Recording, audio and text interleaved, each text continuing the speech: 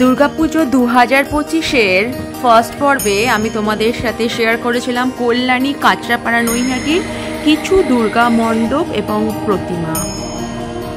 এই মুহূর্তে আমি দাঁড়িয়ে আছি কল্যাণীরই আরেকটি দুর্গা মণ্ডপে এবং ভীষণ সুন্দর ডাকের কাজ, কিন্তু তার মধ্যে জড়ি মানে সিলভার জড়ি দেওয়া। এই মণ্ডপটি এদের হীরক জয়ন্তী বর্ষ পালন করছে। আর আমি দেবযানী, তোমরা দেখছো আমার চ্যানেল ইন্ডিয়ান ব্লগ উইথ দেবযানীর দুর্গাপুজো 2025 পার্ট 2।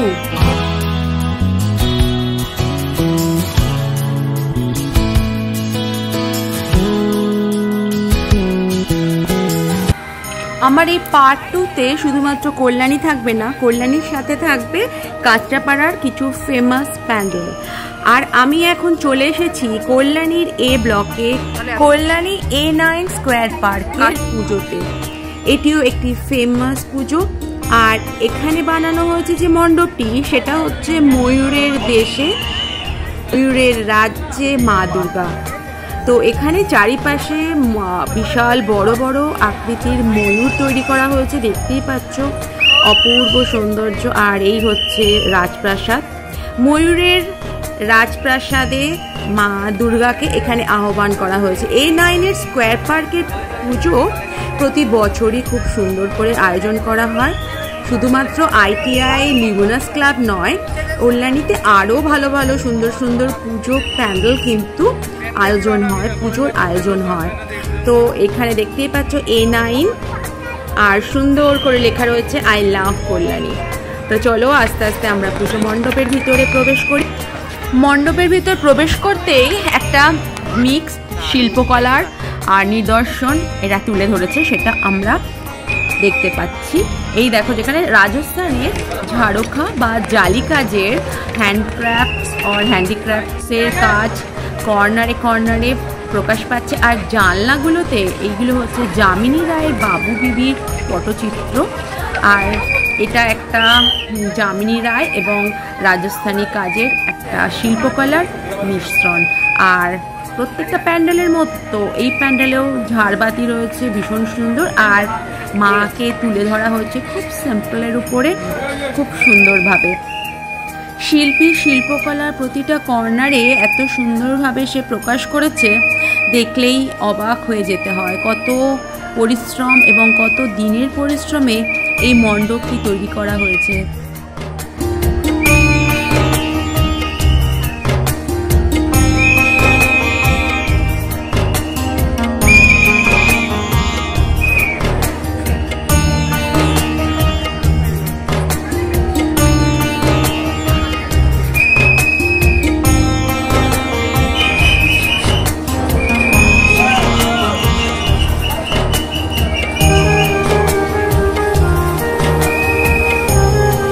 আবার চলা শুরু নেক্সট মণ্ডপে। এখনো বাজে 2:16, আর আমি এখন রয়েছি কাঁচরাপাড়ার রথতলা, মানে কল্যাণীর রথতলা পুজো মণ্ডপ। এই মণ্ডপটি কাঁচরাপাড়া তথা কল্যাণীর আরেকটি ফেমাস পুজো মণ্ডপ, যেটা কিনা রথতলা কল্যাণী অথবা কাঁচরাপাড়ার রথতলায়। আর এদের থিম ছিল রাধাস্বামী মন্দিরের আদলে মণ্ডপ। তো চলো আমরা এগিয়ে যাই। আর এই লাইনে দাঁড়িয়ে আছি, একবার দেখি পেছনের লাইন, এরপরে যে কতটা সাংঘাতিক। মানে এটা এখন রাত্রি, এই সামনে লাইন, ভিড়, লোকারণ্য। আর এটা হচ্ছে দিল্লির যে স্বামীনারায়ণ মন্দিরের অনুকরণে এই মন্দিরটা তৈরি করা হয়েছে, মণ্ডপটি তৈরি করা হয়েছে।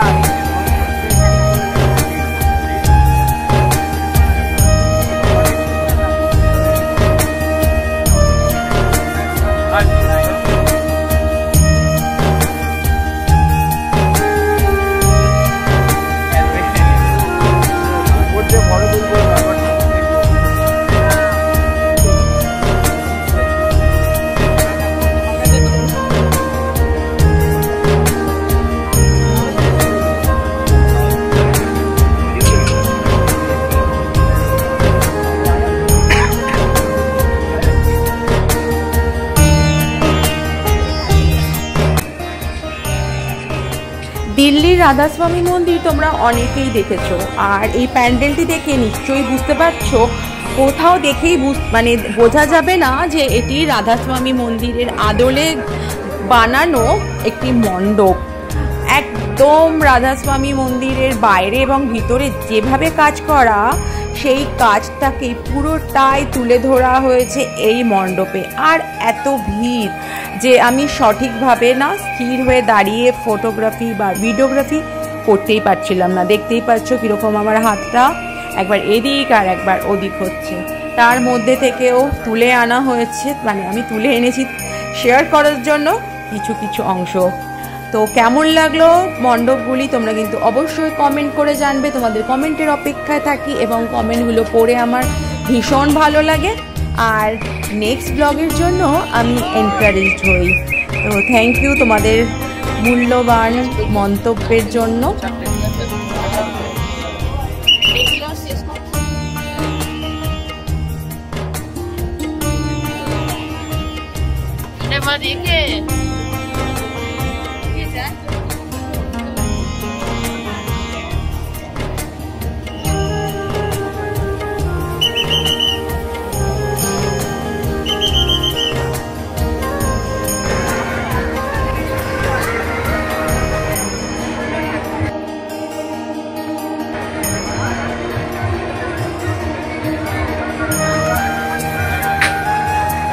প্যান্ডেলের বাইরে এসে একটু ঠান্ডা হয়ে নেওয়া, আর এরপরে চলে এলাম পুরো কাঁচরাপাড়ার নবাঙ্কুর।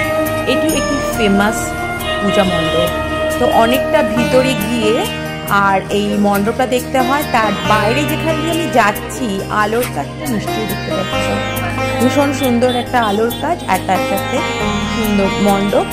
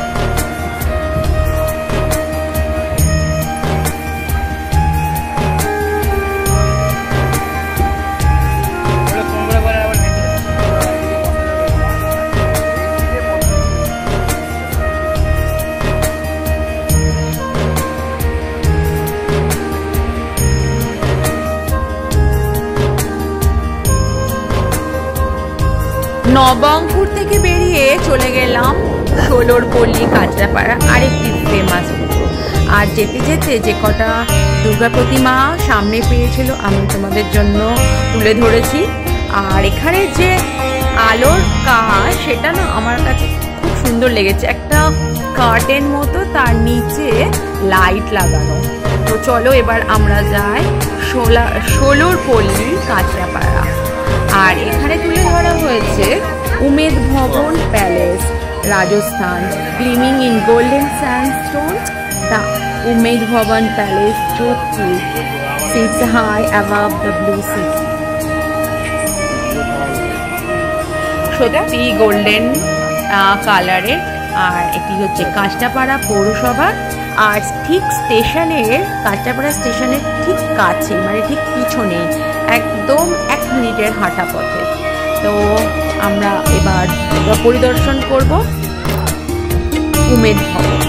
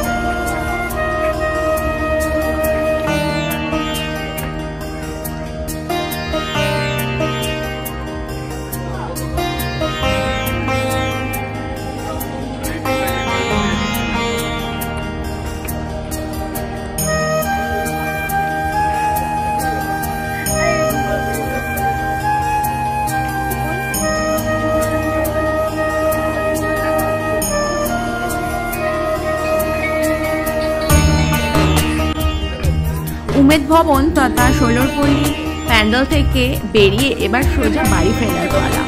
অনেক রাত্রি হয়ে গেছে, বাড়ি ফিরতে হবে, কারণ পরের দিন আবার প্যান্ডেল হপিংয়ে বেরোতে হবে। তো তোমরাও ওয়েট করো next day, next pandal hopping, next story.